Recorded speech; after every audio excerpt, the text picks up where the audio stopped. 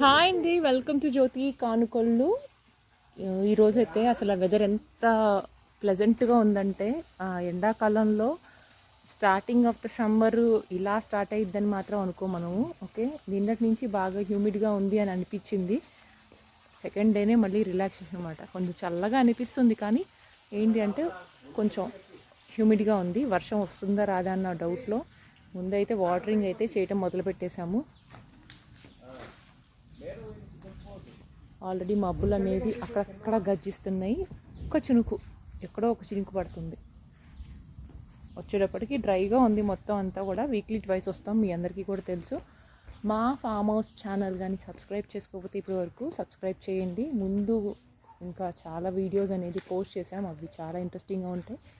Complete form video అనేది మళ్ళీ ఇంకొకటి ప్లాన్ చేసి చక్కగా డీటెయిల్గా చెప్తాను. ఓకే, చాలా వరకు కూడా డెవలప్ చేసాం ఫామ్ని. అన్ని రకాల ఫ్రూట్స్ అండ్ ఫ్లవరింగ్ ప్లాంట్స్ అనేవి ఫోకస్ చేసి పెట్టామన్నమాట. ఎక్కువ మంకీస్ అటాక్ చేస్తూ ఉంటాయి.